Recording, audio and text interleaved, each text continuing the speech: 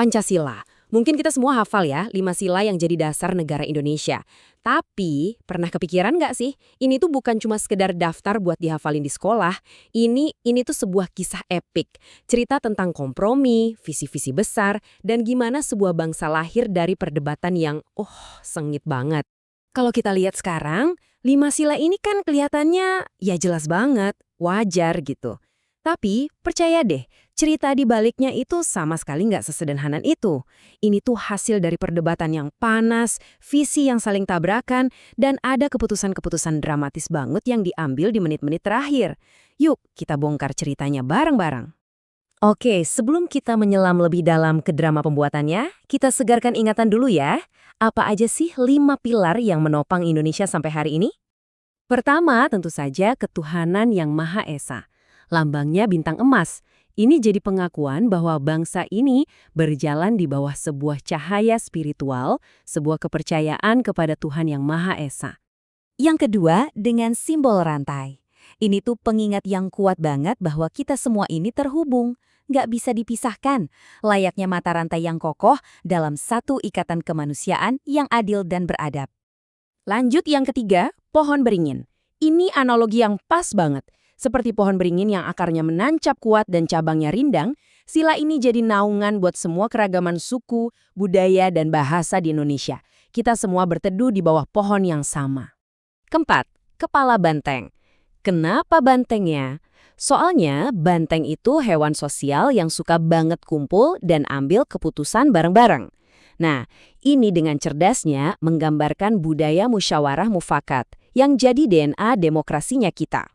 Dan yang terakhir, sila kelima yang dilambangkan padi dan kapas, ini adalah mimpi kita bersama. Kemakmuran dan kesejahteraan buat semua, tanpa terkecuali dari Sabang sampai Merauke. Nah, itu dia kelima sila yang jadi fondasi kita. Pertanyaannya sekarang, gimana proses lahirnya? Oke, disinilah ceritanya jadi seru banget. Kita mundur sedikit, ke tahun 1945. Suasananya lagi genting. Ada sidang Badan Penyelidik Usaha-Usaha Persiapan Kemerdekaan, atau yang kita kenal BPUPK. Para pendiri bangsa kita kumpul di sana, tapi bukan cuma buat merancang kemerdekaan loh, misi mereka jauh lebih dalam dari itu. Mereka itu lagi nyari yang namanya filosofische Grondslag. Keren ya istilahnya, bahasa Belanda. Artinya itu ya landasan filosofis. Semacam apa sih jiwanya? Apa DNA dari negara yang mau kita bangun ini? Jadi ini bukan pertanyaan teknis loh. Ini pertanyaan super mendalam tentang jati diri kita sebagai bangsa. Coba deh kita bayangin tugas mereka. Gimana caranya menyatukan ribuan pulau, ratusan budaya, dan berbagai macam agama di bawah satu fondasi filosofis yang bisa diterima oleh semua orang? Sebuah tugas yang kalau dipikir-pikir kayaknya mustahil banget kan? Dan sudah bisa ditebak, di ruangan sidang itu, ide-ide besar saling beradu argumen. Ini bukan sekedar rapat biasa. Ini tuh pertarungan visi tentang mau jadi seperti apa Indonesia setelah merdeka nanti. Coba kita lihat di slide ini. Ada Muhammad Yamin yang fokusnya pada kebangsaan dan kemanusiaan. Lalu ada Supomo, seorang ahli hukum yang punya ide negara integralistik. Dia melihat bangsa ini seperti satu keluarga besar yang utuh. Terus tentu saja ada Soekarno yang lewat pidatonya yang legendaris tanggal 1 Juni mengajukan 5 prinsip yang jadi cikal bakal Pancasila. Hebatnya Soekarno nih, dia tuh nggak kaku sama sekali. Dia tahu banget kalau kuncinya itu kesepakatan. Jadi kalau 5 sila dirasa terlalu rumit, dia tawarkan 3 sila, trisila. Atau bahkan, ayo kita peras lagi jadi 1 sila, eka sila. Yang intinya adalah jiwa bangsa Indonesia, gotong royong. Ini menunjukkan betapa besar semangat beliau untuk mencari titik temu. Dari semua perdebatan yang ada satu isu yang paling krusial, yang paling beresiko memecah belah bangsa ini bahkan sebelum lahir. Pertanyaannya, apa peran agama di negara baru kita nanti? Nah, di sini muncul 2 kutub pemikiran yang kuat.